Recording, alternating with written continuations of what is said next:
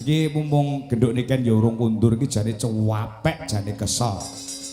Ning obat-obate tresna karo masyarakat wonten ing sanan Macet tur gedhe tanggung jawabe. Betul. Wis dididik wiwit sedini mungkin wit cilik mbiyen. Kudu profesional kerja genduk niken Salindri walaupun kondisi awake iki Kesel kaya remuk-remuk ning isih bertahan nganti gara-gara. dididik wiwit dini hari tadi. Sejak dini iki maksudnya sejak kecil iki wis profesionale luar biasa. Iki mau serasa aku ya harus ngetokke lagu lawas lagi tak lagu lawasnya apa. Wis ayo. Ayo sing lawas genti, Nduk. Ayo. Nek perkara lagu-lagu saiki modern wis mok wis pangan kabeh. kulino sing lawas apa? Heeh.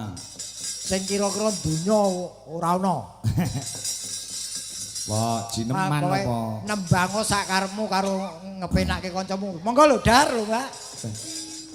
Lawas niki Pak De. Iya no. Ah. Napa jineman napa langgam? Wis napa- saret jinem apa plandol apa plangsong. Terserah. Tekan dadu. Kuwi takon aku ya bingung dong. Heeh. Apa sakarepmu, Nduk? Oh, sakarepmu langgam-langgam sing lawas ya ana. Nggih, langgam mawon nggih. Apa no? Cahayu sing nganggo bawa sikik. Nah, Nggih, impenku. impenku. Wah, ya. Yang dibawani sik karo lenggah sik ya Mas Gareng. Kok pas lagune ngatek ora apa-apa. Heeh, ya. Dirungokne nguleh nek melesete gen dibenakne karo Pak De Gareng. Ora aku arep benake, aku arep mangan snack. Lah iya. Nduk, bawanono Nduk, impenku. Nah. Ya. Ya. Kiraku kawitan citra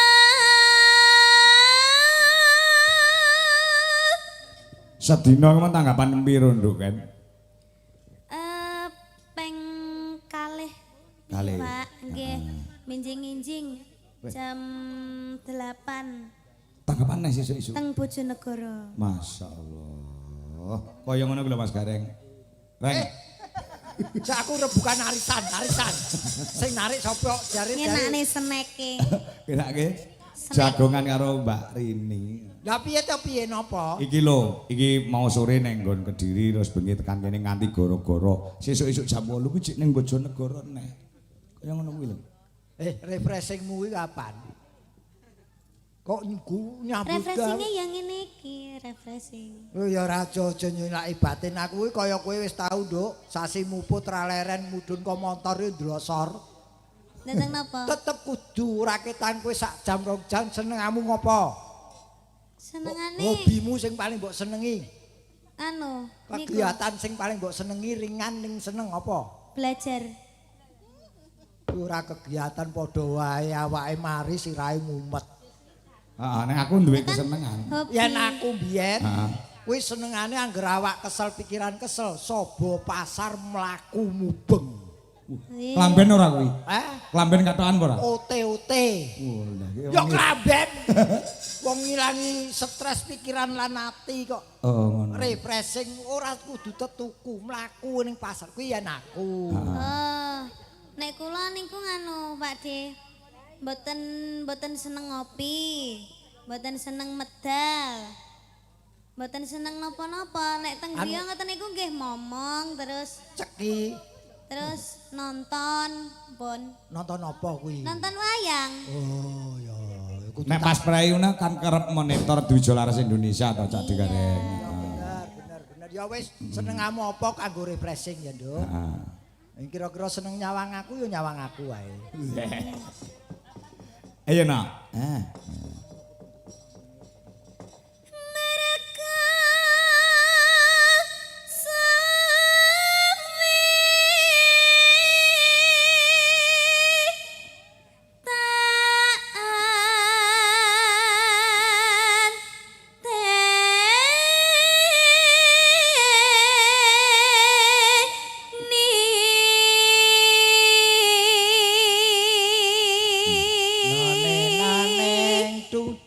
Naneng nang jurang jugro. Dudu kuwi, gatheke dudu kuwi.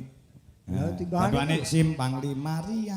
Aku mari iki lho ngrungokke bok-bok iki lho mangan kok. Ngopo? Kemrecek niki. Ya pancen lek mangan ki ora disambi omong ora penak kok. Oh ngono to. Heeh. Ngerti-ngerti entek rong piring. Iya. Ayo.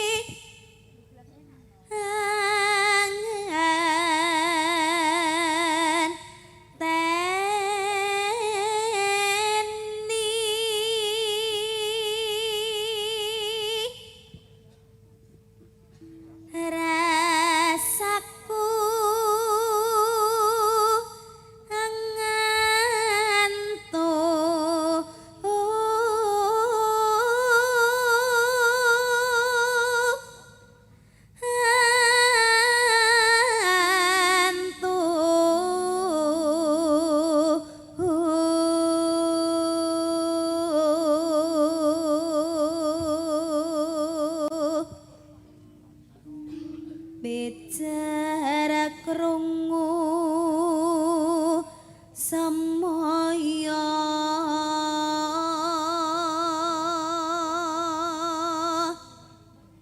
eling yen taan beni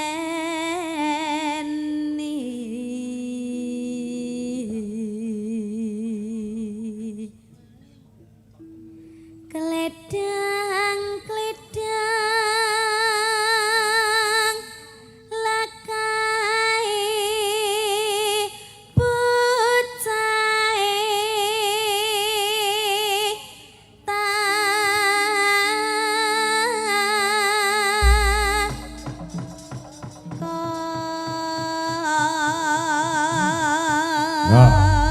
Pakde, samarep mboten kula wau merem-merem nyapa? Oh ngantuk kali kowe.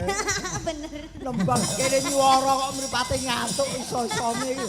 Kowe iki jan kaya sinden kuno wis pokoke. Menggayati, Pak. Ya ora apa-apa menghayati kok. Menghayati ora apa ya. Marane sing disawang ora enek. Heeh. Sementara ki tak kon nyawang anu lho, sapa jenenge kuwi? Nanang. Edi Sapi kuwi lho dadi.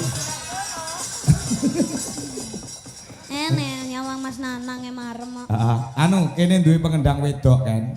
Nggih. Ayo Nduk, Anjel kendangono langgame Mbak Niken Salindri. Ayo Dok, ketokno. Duwe pengendang wedok. Nggih, kula mboten sombong. Mbok wis Dok, golek gaweanku agar iso pendak biar kon gendang lho kowe. Kowe rasa. Ora iso Ya. berarti. Ayo. Semangat, semangit. Ya, I mahasiswi isi Surakarta jurusan Karawitan nembe semester 7 Mas Gareng. Asale saka ngendi ki Kula asal? kinten lek tasih SMP. Ora. Karo aku gede aku ya, Pak. Loh, gedine gede awakmu ning Iki bocah ngendi asline? Cah Solo. Oh. Surakarta, Hadiningrat. Oh. Solo, kota budaya. Ning blas ndak enek wong nanggap bayang. Tenang iki. Aku urung tau kok tanggapan ditanggap wong ning kota Solo ngono urung tau. Brono aja sok omong ngono. Ngopo? Ngisi sini ana wong Semarang kok omong kok ngono. Padha. Semarang ki ora. Apa enake Semarang nanggap Solo, Solo nanggap Semarang piye? Lek wong duwe gawe lho ya, lek bersih desa isih ana kota Solo mergo isih ana 2 tempat sing selalu rutin setiap tahun. Lek wong duwe gawe iki kono ki nanggapi elektun. Lorenza. Aja meneh wayang kulit. Tukang tambal ban upaya sing nyanyi kuwi sing jingkrak-jingkrak. Ana sing topine nganggo lampu klip. Wah, aja meneh kok wayang kulit wayang wonge dundur tentane tanggal dumpyuk. Ora sida to aku. Lah iya. Ya semoga-moga dimidhangetke Piyayi Solo tamane sing kawogan. Wali kota Solo ya digalakke. Solo ki kota budaya, sumber-sumbere budaya. Dikembangke budaya sak ora-orane kantor wali kota Surakarta kuwi pendak sasi wayangan. Mergo wis tersohor di seluruh dunia bahwasanya Solo adalah kota budaya. Kok nanggap wayang kok arang-arang. Beda karo Nganjuk ora usah diarani kota budaya, Nganjuk kota angin ning wong nanggap wayang beyuh. Pendak biar ki sandung jegluk tiba gabrus ora wayangan ora marem. Ya Mas Gareng. Solo ki sing kondang ora wayange ya. Apa? Pasar Gede. Solo. Pasar Gede kopi pojok. Lah iya, bukan berarti awake dhewe iki terus ora seneng karo kota Solo enggak ning iki sebuah usulan. Ya, sebuah usulan dari seniman. Mbok iya, ning wali kota kantor wali kota ke mendasasi wayangan.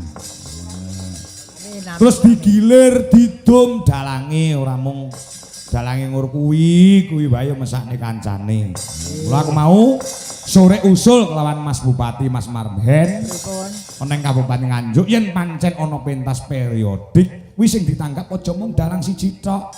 Kabeh kudu diratake. Kabeh dalang Nganjuk ki pirang-pirang tur ya becik-becik. Pemerataan. Ngene ya, Truk. Heeh, iki mung usul. Tumraping Dinas Pendidikan dan Kebudayaan juga pariwisata. Kanggo sono men saya terangkat seniman seniwati utamane dalang-dalang Nganjuk men terangkat kabeh. Oh ngaten nggih. Ngono. Iya. Ning yo aja meksa. Aja meksa kudu nanggap dalang lokal aja. Mergo apa? Iki mengko sing duweni hak yo nanggap kuwi masyarakat. Heeh, balik kaya gedung apa ya, Lah iya. Dadi ya piye carane masyarakat ki senengane apa ya dalang lokal, dalang interlokal ya ditanggap kabeh. Oh iya, ora kok dipeksa kudu nanggap dalang lokal kan ya ora wong selerane dhewe-dhewe ya, Tru. Ya heeh, ya.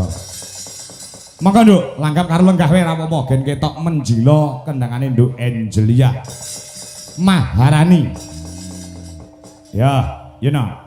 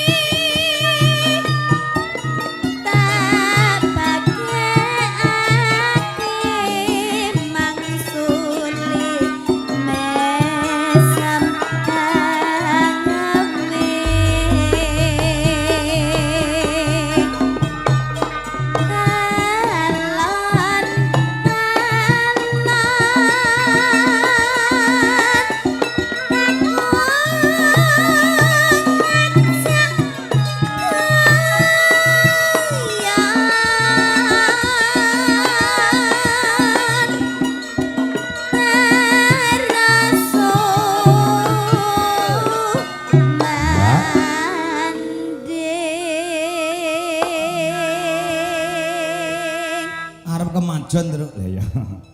Ya.